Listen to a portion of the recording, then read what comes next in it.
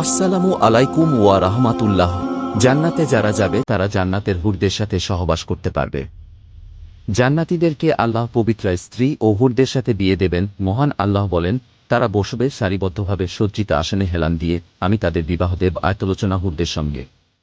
সূরা তুর 2:0। আল্লাহ বলেন, আমি জান্নাতি নারীদেরকে বিশেষরূপে সৃষ্টি করেছি।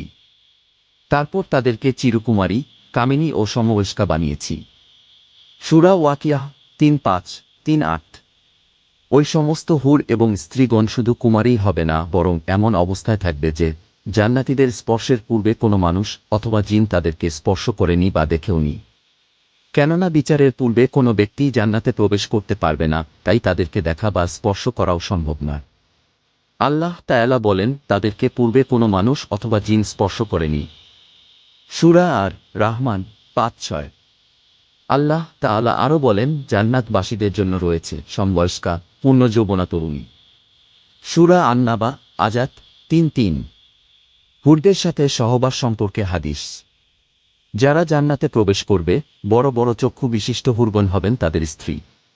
তাদের সকলের দেহের গঠন হবে একই।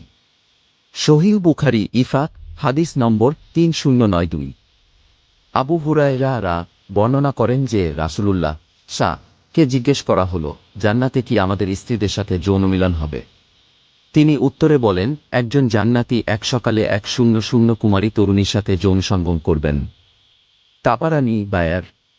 আবু হুরায়রা বর্ণনা করেন যে রাসূলুল্লাহ কে জিজ্ঞেস করা হলো, জান্নাতে কি আমাদের জন্য যৌন মিলন থাকবে?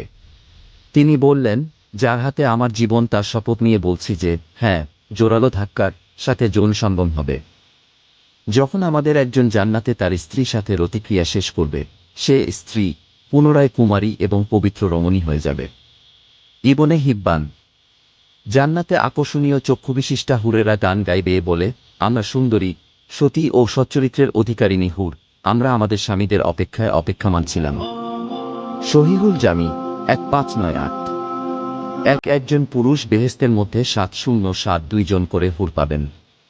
বেহেশতেই পুরুষ হুরগণের সাথে যতই সঙ্গম করুক, তবু তাদের শরীর কখনো দুর্বল হবে না, বরং যতই সঙ্গম করবে ততই তাদের শরীরে কান্তি ফুটে উঠবে, রূপ বাড়বে, শক্তি বৃদ্ধি পাবে। তোয়াবের নিয়তে অবশ্যই শেয়ার করে দেবেন।